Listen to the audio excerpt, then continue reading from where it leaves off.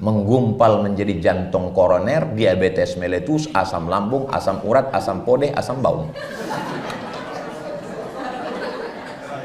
Makanya jangan disimpan.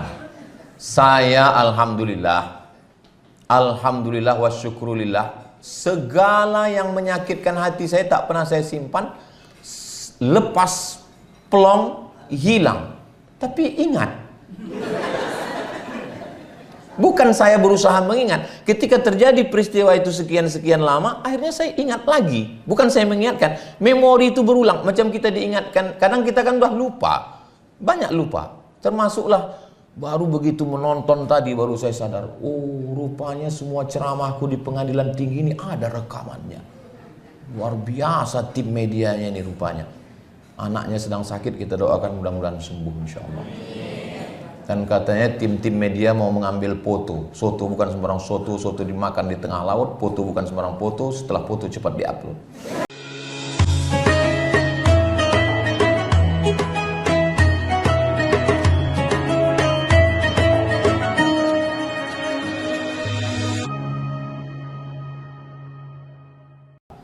Terbukti beliau dikasih nama yang utama-utama dan sekarang menjadi Ketua Pengadilan Tinggi Agama. Tahniah, selamat, mudah-mudahan amanah dan menjadi keberkahan insyaallah. Tapi keutamaan ini, pengadilan hukum, dia mesti ditegakkan, tidak bisa hanya dengan rasa, dia mesti dengan pedang. Pedang itu bahasa Arabnya saif, Saifuddin,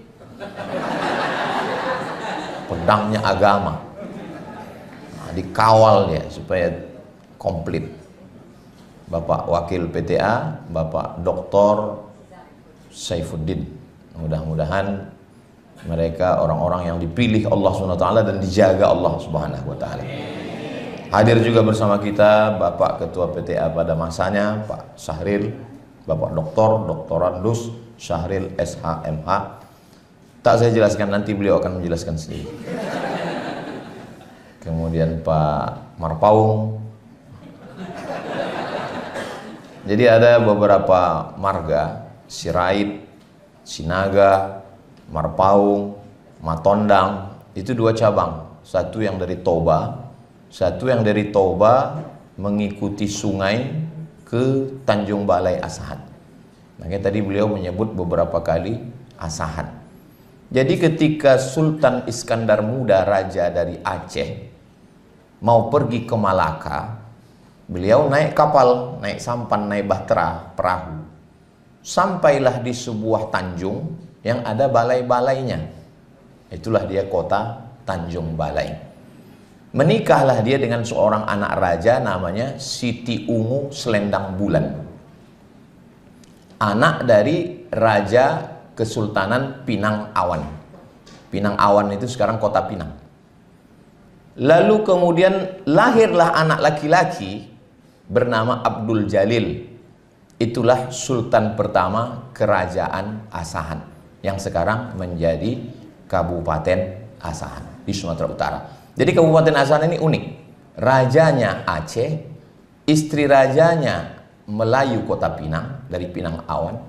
Tapi masyarakatnya ada Karo, ada Mandailing, ada Jawa, ada Batak, dan berbahasa Melayu. Kapak bukan sembarang kapak, kapak dipakai membelah kayu. Batak bukan sembarang Batak, Batak pun udah jadi Melayu. Nah, itu unik. Makanya kata beliau tadi waktu menyebut istrinya, ini kalau tak disebut bejayo, Ustaz. Bejayo itu kalau bahasa kampung kami danger, bebahayo. Kalau tak disebut bahaya kita nanti. Nah, ini perlu saya jelaskan supaya jangan ada dusta di antara kita. Bapak Wakil Ketua PTN, PT, kemudian bapak-bapak, ibu-ibu yang mulia, yang tak dapat disebutkan satu persatu, yang besar tak dihimbau gelar, yang kecil tak disebut nama, encik-encik, puan-puan, tuan-tuan, jemputan majelis, semua yang hadir ini insya Allah dimuliakan Allah Subhanahu Wa Taala. Yang mengikuti program kita pagi ini melalui online, streaming juga insya Allah, walaupun melalui online, insya Allah surganya offline. Jangan khawatir surga masuk surga online pula. Jadi saya diundang dalam acara halal bihalal. Tadi Pak Marfaung menyebutkan acara ini ada dasar hukumnya. Hukum negaranya sudah beliau bacakan. Nah, dalam hukum Islam saya pun perlu juga mencari dasarnya. Halal bihalal ini setelah saya cari di Quran dari surat Al-Fatihah sampai ke An-Nas, nggak ada halal bihalal. Di hadis pun Sahih Bukhari, Sahih Muslim, Sunan Abi Daud, Sunan Nasai, Sunan Tirmidzi, Sunan Ibnu Majah, Muwatta Malik, Sunan Ad-Darimi, Musnad Ahmad bin Hambal, nggak ada halal bihalal. Jadi kalau dipakailah kaedah singkat, orang sekarang kan pakai kaedah itu singkat aja. Jika tidak ada dalam Quran dan hadis, maka bid'ah. Maka acara halal bihalal ini bid'ah. Jadi kalau acara halal bihalal ini bid'ah, berarti yang menyelenggarakannya masuk neraka. Yang hadir masuk neraka. Dan yang paling panas nerakanya yang ceramah. Jika tidak ada dalam Quran dan Sunnah, berarti bid'ah. Itulah yang selalu diucapkan di masjid-masjid, di kantor-kantor bahkan sudah masuk. Jika tidak ada dalam Quran dan hadis, berarti bid'ah. Ada seorang ulama namanya Imam Ahmad bin Hambal, meninggal tahun 241 Hijrah. Imam yang keempat. Paling tua pertama Hanafi, nomor 2 Maliki, nomor 3 Syafi'i, nomor 4 Hambali. Makamnya di Baghdad, Irak. Imam Ahmad bin Hambal punya anak namanya Abdullah. Abdullah ini ditanya, "Wahai Abdullah," iya, "ayah kau Ahmad bin Hambal?" "Betul." "Bagaimana sholat sunatnya?" "Ayah saya sholatnya sehari semalam 300 rakaat, 300 rakaat." Itu kalau dipakai kaidah tadi, jika tidak ada dalam Quran dan Sunnah bid'ah, berarti Imam Ahmad bin Hambal masuk neraka. Karena nggak ada Nabi melaksanakan sholat 300 rakaat. Sahih itu riwayatnya Pak Ustaz. Sahih ada dalam kitab Syiar A'lam An-Nubala, ditulis oleh Imam Az-Zahabi. Kalau mau cari biografi ulama, kitab ini yang paling bagus. Syiar A'lam An-Nubala, yang menulisnya oleh ahli hadis Imam Az-Zahabi. Ada sahabat Nabi namanya Abu Hurairah. Sebelum tidur malam, dia simpul tali 1000 simpul, diikatnya simpul. Habis itu sebelum tidur malam dia petik 1000. Subhanallah, subhanallah, subhanallah. Kalau pakai kaidah tadi, jika tidak ada dalam Quran, tidak ada dalam hadis, berarti bid'ah. Berarti Abu Hurairah masuk neraka. Karena tidak ada hadis mengatakan Nabi bertasbih 1000 kali pakai simpul tali. Ada ulama namanya Ibnu Taimiyah. Ibnu Taimiyah dalam manaqib biografinya, habis sholat subuh sampai terbit matahari, dia membaca Al-Fatihah non-stop. Bismillahirrahmanirrahim, alhamdulillahirabbil alamin, arrahmanirrahim, maliki yaumiddin, sampai terbit matahari.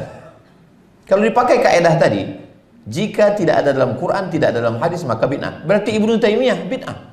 Karena tak pernah dilakukan Nabi. Saya pernah juga terpikir mau saya tulis buku orang-orang yang masuk neraka gara-gara kaidah ini. Banyak sekali orang masuk neraka gara-gara kaidah ini. Jadi surga itu cuma untuk dia, bininya, sama mertuanya. Begitulah luasnya surga, hanya 3 orang aja isinya. Mubazir sekali. Jadi siapalah yang menyelesaikan konflik ini? Imam Syafi'i. Kata Imam Syafi'i, walaupun perbuatan itu tidak ada dalam Quran, tidak ada dalam hadis, tapi perbuatan itu baik dan tidak bertentangan dengan Quran dan hadis, maka perbuatan itu adalah bid'atu huda. Jadi bahasa yang asli dari Imam Syafi'i bukan bid'ah hasanah, bid'atu huda. Baru datang Imam Ibnu Hajar Al-Asqalani pada abad ke-7, abad ke-8, baru dia katakan namanya bid'ah hasanah. Jadi ambil dari hadis Nabi. Hadis Nabi yang mana? Hadis Nabi yang dilanjutkan oleh Abu Bakar Siddiq. Hadis Nabinya sholat tarawih. Yang sholat tarawih Nabi 3 malam. Pada masa Umar bin Khattab dikumpulkan semua orang sholat. Imamnya Ubay bin Ka'ab dibuat 30 malam. Sholat tarawih 30 malam tak pernah dibuat Nabi. Nabi hanya 3 malam. Makanya kalau ada orang pegawai PTA yang sholat tarawih 3 malam, itulah yang sunnah itu. Kau kenapa nggak pernah aku tengok ke masjid? Aku ini sunnah, kata dia. Setelah dibuat 30 malam, 1 malam satu juz, imamnya Ubay bin Ka'ab menengok itu, apa kata Umar bin Khattab? Ni'matil bid'atu hadhihi, sebaik-baik bid'ah adalah ini. Maka kata Imam Syafi'i, kalau dia tidak bertentangan dengan Quran, tidak bertentangan dengan sunnah, tidak bertentangan dengan pendapat sahabat, tidak bertentangan dengan tabi'in, perbuatan itu baik, maka perbuatan itu adalah bid'atu huda, bid'atun hasanah. Jadi bagi bapak ibu yang merasa berat hadir halal bihalal ini, aku sebetulnya berat halal bihalal ini, bid'ah ini. Kenapa kau hadir? Diwajibkan Pak Ketua. Maka sesungguhnya perbuatan ini tidak bid'ah dhalalah, bukan bid'ah kesesatan. Apa aja isi dari halal bihalal itu, apa isinya? Maka jangan terjebak pada kata. Karena banyak kali kata, saya di Mesir 4 tahun, nggak pernah saya dengar orang Mesir itu bilang halal bihalal. Di Maroko saya 2 tahun, nggak pernah saya dengar orang Maroko bilang halal bihalal. Di Sudan pun nggak ada halal bihalal. Inilah bahasa Arab yang orang Arab pun tak tahu. Halalun bihalal gitu. Sama macam orang Tanjung Bali pergi umroh, datang orang Arab nanya, "Kaif halak?" kata. "Halak hita," kata dia. "Tulu halak," kata. Jadi halal bihalal itu murni bahasa Indonesia yang diarab-arabkan. Halal. Apa arti kata halal itu? Rabbishrahli sadri wa yassirli amri wahlul. Wahlul itulah asal kata halal. Wahlul artinya lepaskanlah tali yang mengikat lidahku. Karena kalau lidah terikat susah kita bercakap. Kenapa saya di PTA ini kalau ceramah lepas lidah saya, tak terikat lidah saya? Ya karena memang orangnya orang-orang yang berintegritas, yang bebas dari korupsi. Saya tengok macam ragu-ragu mau tepuk tangan.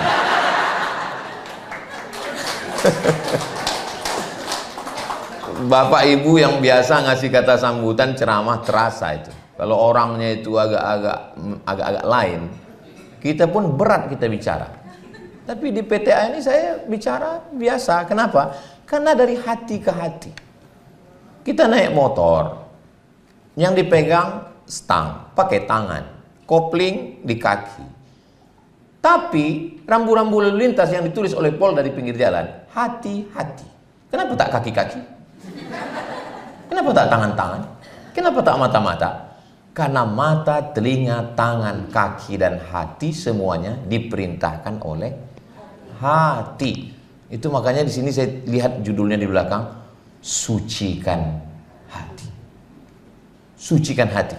Dan alhamdulillah saya sudah keliling rumah sakit di Pekanbaru ini menjenguk jamaah. Belum ada lagi yang tertulis di situ spesialis penyakit hati. Karena kalau yang di tengah ini hati, liver namanya. Makanya orang sakit hati disebut sakit liver.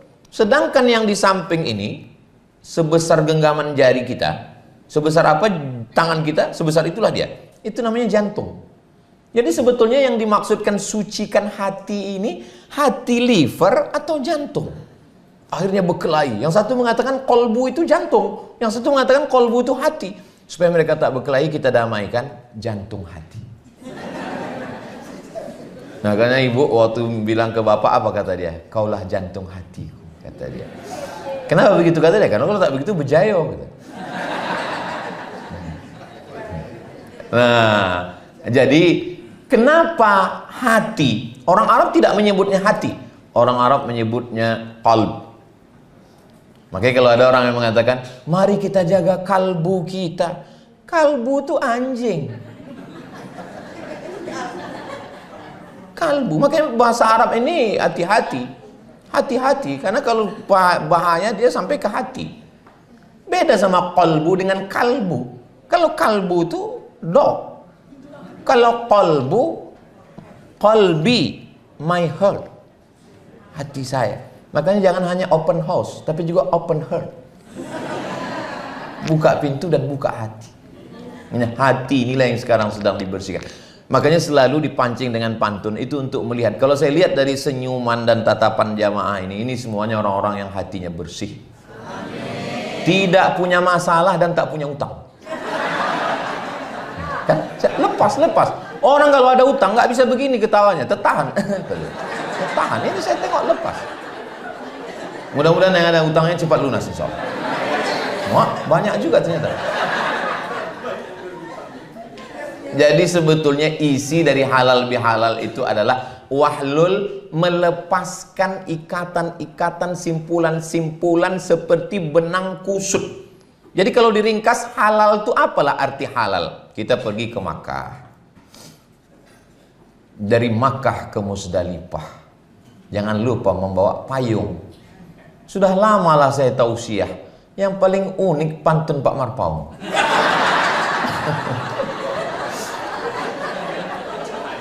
Sampai kita di Makkah, kita kan mau beli jilbab. Nah, pas beli jilbab, kita kasih uang kita 15 rial. Kasih 15 rial, dia pun kita tarik jilbab. Apa kata orang Arab itu mengatakan? Halal. Halal? Halal. Apa maksud halal?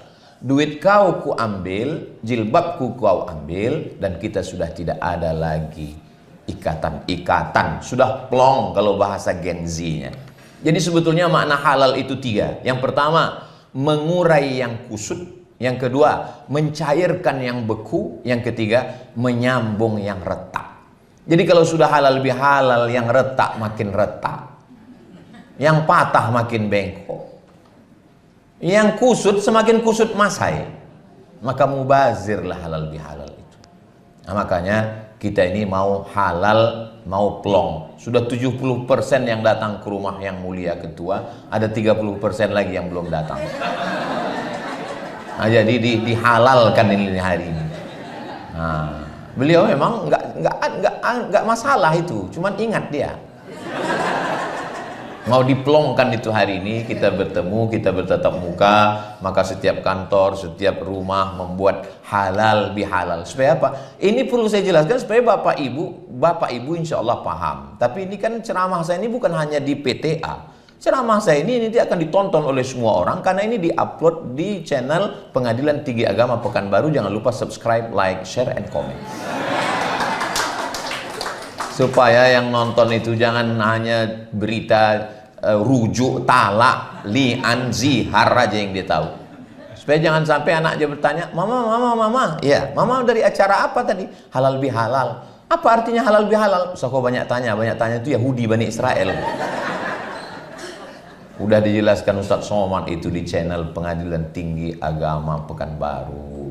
Apa? Mama nggak ingat lagi, kau tonton aja lah sendiri. Jadi dengan adanya halal bihalal ini kita plongkan hati kita. Kenapa? Karena kalau kita simpan,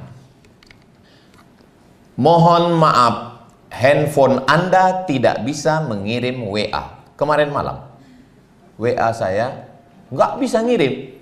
Katanya mesti dikosongkan beberapa file. Lalu saya minta, tunjukkan mana file yang paling penuh.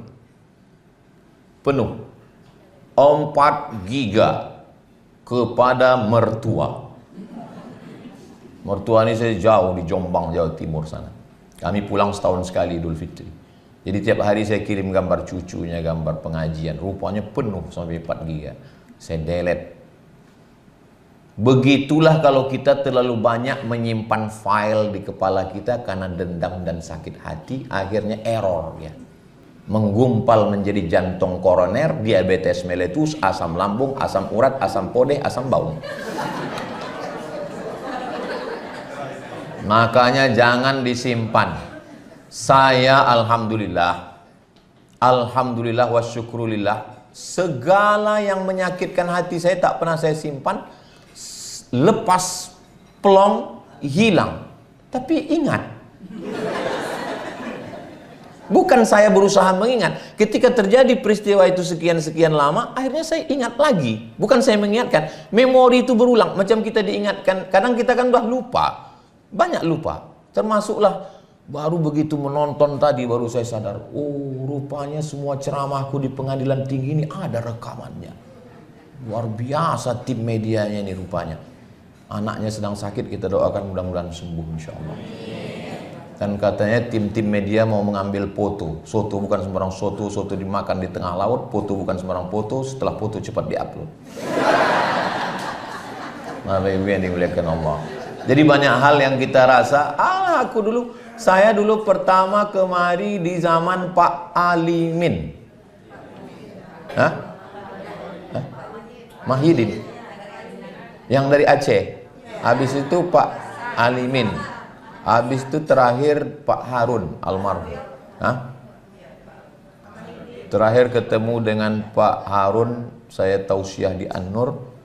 Nampak saya beliau di bawah. Maksud saya habis tausiah nanti baru saya salami beliau. Setelah tausiah, banyak orang datang salaman, saya cari beliau sudah tak ada. Habis itu dapat kabar beliau meninggal. Itu makanya kalau kita mau silaturahim jangan tunda-tunda. Karena saya sudah merasakan menyesal saya, andailah saya datangi beliau waktu itu. Tapi menyesal. Makanya 30% tadi datanglah kalian.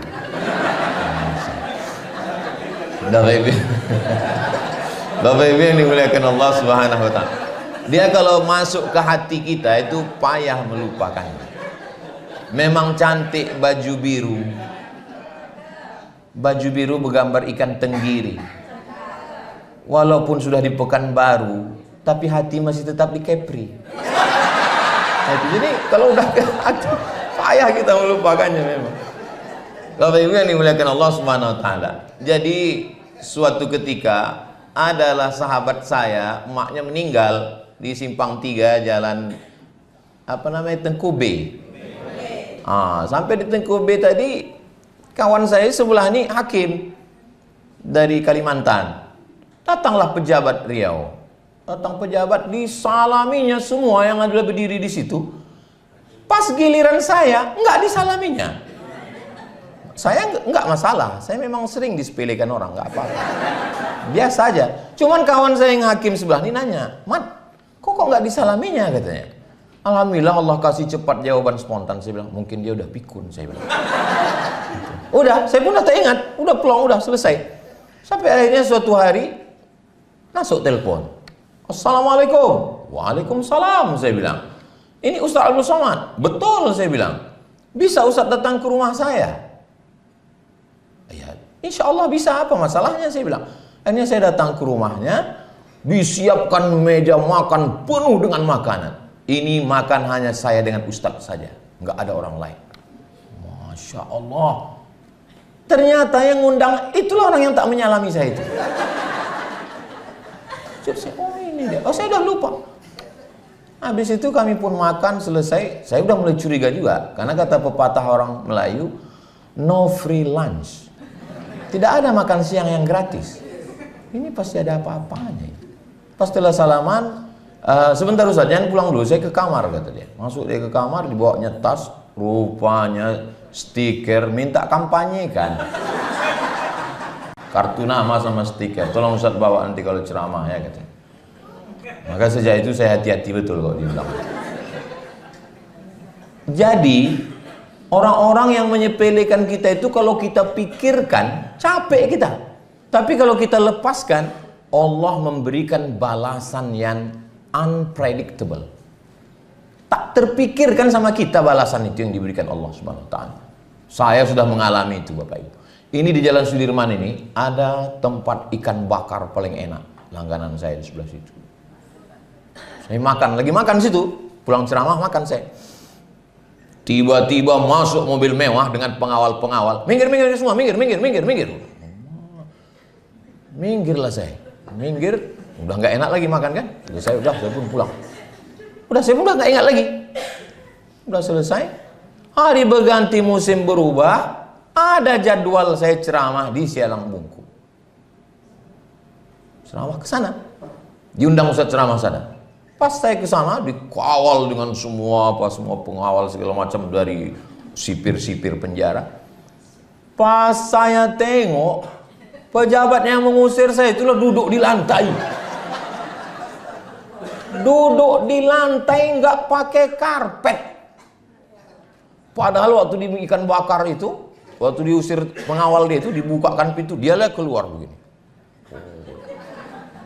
Lama saya berdiri situ. Astagfirullah. Jadi belajar saya dari situ. Makanya setiap orang yang menyepelekan, gak pernah saya pikirkan, gak pernah saya balas, saya serahkan dia sama Allah. Ya Allah, ini hamba engkau ya Allah, kuserahkan ajalah dia kepada engkau. Karena balasan Allah itu begitu indah. Dan ketika Allah membalas, kita tidak lagi marah, tapi malah kasihan. Maka kalau panjang umur, sehat badan, mau saya bukukan ini. Tentang orang-orang yang menyakiti saya. Nah itu Ustaz masih ingat. Karena sudah gak ingat. Yang saya ingat itu bukan kejahatan dia itu, pembalasan Allah itu yang saya ingat. Setelah dibalas, buktinya yang tak dibalas Allah saya tak ingat. Saya naik pesawat sama Pak Kiai, tak boleh sebut nama, menjaga kode etik jurnalistik. Naik pesawat sama Pak Kiai.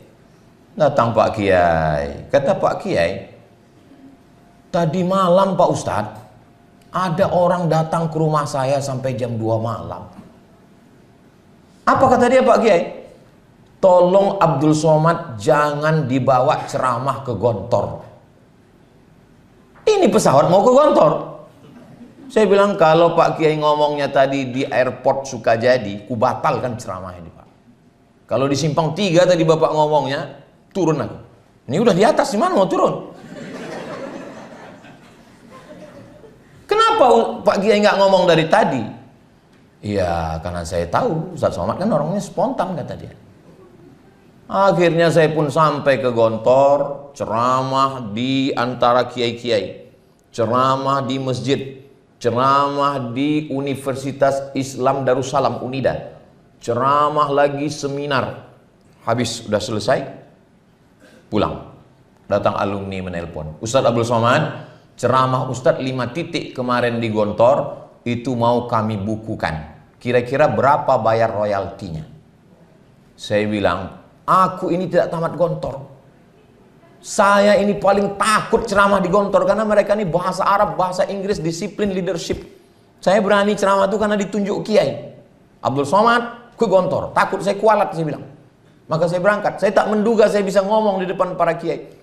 Maka semua hasil ceramah saya itu bukukanlah, serahkan semuanya ke badan wakaf untuk kemaslahatan santri. Saya nggak ngambil seperak pun, saya bilang. Saking kan bahagianya saya bisa ke sana karena memang cita-cita saya dari kecil, tapi karena saya orang kampung tak tahu saya cara untuk sampai ke Gontor, saya bilang. Setelah itu hari berganti musim berubah, Kiai Gontor datang ke rumah saya 3 kali. Kiai Gontor tuh duduk di samping saya. Karena ayah saya sudah meninggal, mak saya sudah meninggal. Saya ini anak yatim piatu, Bapak Ibu. Siapa yang mau bersedekah? Kiai Gontor lah yang duduk di samping saya, mewakili orang tua saya sebagai orang tua di pelaminan. Dan dialah yang menjadi saksi pernikahan dan mendoakan saya. Di situ saya, ya Allah, padahal orang menghalang saya untuk ke Gontor, tapi dibalas Allah dengan balasan yang tak terpikirkan oleh kepala saya. Jadi, kadang orang ini banyak, Tuhan itu pula diajarinya untuk membalas. Ya Tuhan, sakit kali hatiku sama dia. Tolong matikan dia. Kalau bisa jangan langsung mati, stroke agak 3 bulan. Kenapa kau ajari Tuhan? Serahkan aja sama Allah. Saya sudah mempraktekkannya, nggak usah dipikirkan, serahkan pada Allah. Ibu pun kalau sakit hati sama suami begitu juga. Ya Allah, ini hambamu, milikmu, ambil dia ya Allah. Bukan ibu-ibu yang di sini, kalau yang Bapak Ibu yang dimuliakan Allah Subhanahu wa taala. Saya mau S3. Permohonan cuti S3. Letakkan map. Saya tanya, Nuriman, iya, tolong kau intip-intip map izinku kemarin sudah di mana daftar antrinya? Masih di bawah bang. Udah sebulan. Sebulan map permohonan cuti itu di bawah. Coba kirimkan fotonya. Segini tinggi mapnya. Mak, panjang lagi nih saya bilang. Dah, habis itu bulan berikutnya saya datang. Tolonglah Pak Rektor, izinkanlah saya mau ngambil S3 ini. Iya, insya Allah, insya Allah, insya Allah. Sebulan lagi menunggu. Nggak dapat, saya juga izin. Kalau gitu nggak bisa lah S3 nih. Karena saya udah dikasih tahu di kantor biru, Ustadz Somad hanya bisa PNS golongan 3D. Kalau mau 4A, mesti doktor. Padahal kepala saya ini walaupun belum doktor kan udah doktor waktu itu. Sombong juga Ustaz. Nggak bisa kalau nggak doktor. Ya kita daftar. Kita daftar tapi nggak dikasih izin cuti. Gawat kita nanti. Bisa korupsi kan kalau nggak dikasih izin cuti ngambil gaji. Nah, sementara kita mau ceramah di tempat orang yang wilayah bebas korupsi. Mana berani kita ke PTA ini? Jadi akhirnya 2 bulan saya menunggu. Akhirnya setelah 2 bulan saya menunggu, datang saya jam 7 malam menunggu. 8, 9, 10 duduk di atas semen, nggak pakai alas. Duduklah saya situ nunggu. Di depan saya kebetulan ada orang Jambi. Saya tanya, kalian dari mana? Kami dari Jambi Pak Ustadz. Udah berapa lama nunggu? Dari jam 3 tadi. Oh, ada yang lebih parah dari aku rupanya. Kenapa kalian nggak nanya dulu dia pulang jam berapa? Disuruhnya kami datang jam 3 Pak Ustadz. 3, 4, 5, 6, 7, 8, 9, 10. Mereka 6 jam, saya 3 jam. Akhirnya pulanglah yang mulia tadi. Salaminya saya suruhnya masuk. Abdul Somad, masuk. Masuk saya ke dalam. Masuk saya ke dalam, bertiga. Saya, beliau, ada 1 orang. Diciumnya tangan orang ini. Tinggi ilmu kawan ini. Tapi saya tengok bajunya nggak baju ulama. Oh, mungkin keluarganya. Rupanya Bapak tuh memperkenalkan diri. Saya adalah Jenderal Bintang 2 Kabinda, Kepala Badan Intelijen Negara. Apa mau Ustadz? Ustadz mau jadi menteri? Ustadz mau jadi pejabat? Saya ini lama di Eropa, menyaksikan manusia ditembak, diperkosa, dicincang-cincang. Saya sudah masuk ke penyembuhan itu karena dia trauma perang. Pahamnya saya, maksud cakap dia itu dia mau ngancam saya. Dipikirnya saya takut. Mana pula kita takut? Saya bilang, saya nih Pak, dalam perut mak saya sudah mati. Kata dokter, ini anak ibu sudah mati, dibelah, perut ini mesti dibelah. Datang Syekh Abdurrahman, diajarkannya zikir. Idz qalat imra'atu Imran rabbi inni nazartu laka ma fi batni muharraran fataqabbal minni innaka antas samiul alim. Falamma wada'atha qalat rabbi inni wada'tuha unsa wallahu a'lamu ma wada'at wa la sadakadukal unsa wa inni sammaituha maryama wa inni u'idzuha bika wa dzurriyyataha minasyaitonir rajim. Fataqabbalaha rabbuha biqabulin hasanin wa ambataha nabatan hasanan fakaffalaha Zakaria. Kullama dakhala 'alaiha Zakaria al-mihrab wajada 'indaha rizqa qala ya maryamu anna laki hadha qalat huwa min indillah innallaha yarzuqu man yasha'u bighairi hisab. Tarik napas panjang-panjang, masuk ke dalam. Jadi saya kalau cerita mati, aku ini udah mati dulu Pak. Nggak takut aku sama mati itu. Akhirnya ditandatanganilah, Abdul Somad, kamu diberi izin untuk S3. Intinya jangan macam-macam. Udah, saya pun tak ingat. Karena banyak jadwal ceramah ke sana kemari. Akhirnya saya baca berita. Tertangkap korupsi 42 miliar. Itulah yang memaksa saya itu. Masuk, saya tanya tim, penjara mana? Saya bilang, Sialang Bungkuk katanya. Oke lah. Bilang sama ketua lapas, Abdul Somad mau khutbah di sana. Khutbah saya di sana. Dari mulai pintu penjara itu menyambut saya sampai ke tempat imam. Saya khotib dan saya imam. Yang petentang-petentang yang mengejek saya itu tunduk di bawah. Disitulah saya merasa saya paling hebat betul waktu itu. Tak terpikirkan di kepala saya balasan yang akan diberikan Allah Subhanahu wa Ta'ala. Maka sesakit apapun Bapak, sesakit apapun Ibu, serahkan pada Allah Subhanahu wa Ta'ala. La haula wala quwata illa billah. Kira-kira kalau ada di antara orang yang menyakiti Ibu, bisa Ibu amalkan yang saya sampaikan hari ini? Saya aja nggak bisa.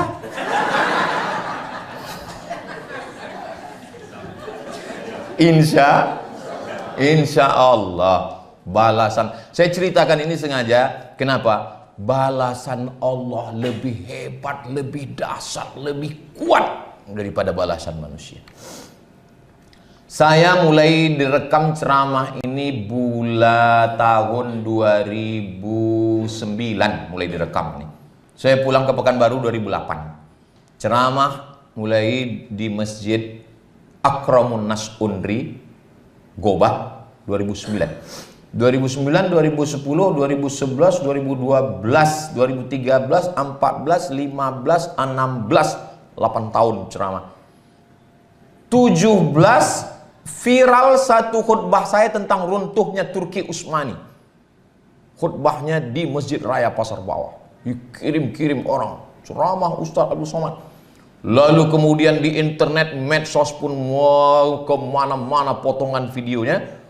Barulah tahun 2018 dimonetize. Sebelumnya ceramah itu bebas. Monetize itu artinya diambil duit dolarnya. Ada bayarannya. 2018 bulan Mei dimulai monetize. 2018 Januari berakhir pada 2019 bulan Mei. 1 tahun 5 bulan. Setahun 5 bulan. Cuman saya nggak pernah dikasih tahu duitnya berapa. Namanya kita manusia, terpikir juga kita duit itu kan. Jadi saya tanya ke yayasan ini, berapa aku dapat? Nantilah kita musyawarahkan. Akhirnya pada bulan Mei 2019 dapat sayalah kertas. Ini pendapatan untuk Ustadz.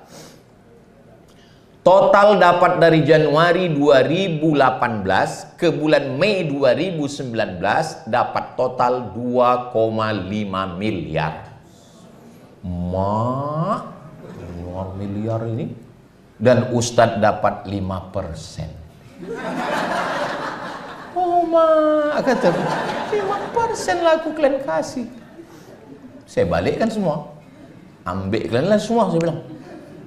Maksud saya bilang ambil semua ini, ajaklah saya musyawarah. Rupanya saya suruh ambil semua, enggak diajaknya musyawarah. La ilaha illallah. Maksud saya gitu, ajaklah musyawarah kan.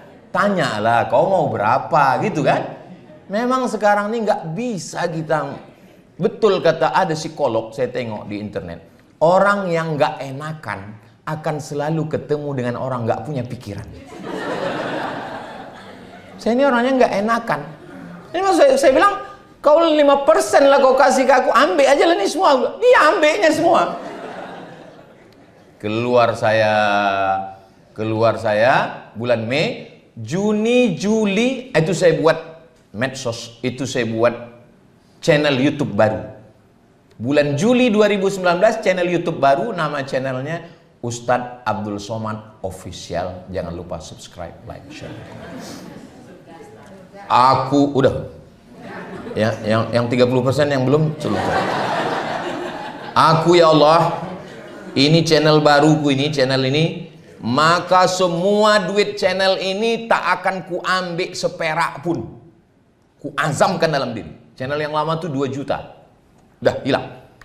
Sekarang channel Ustadz Abdul Somad Official ini 5 juta subscriber. Tunggu dulu, jangan tunggu. Waktu itu channel Instagram, ambil lain Instagram, waktu itu 9 juta. Sekarang Instagram ini 10 juta.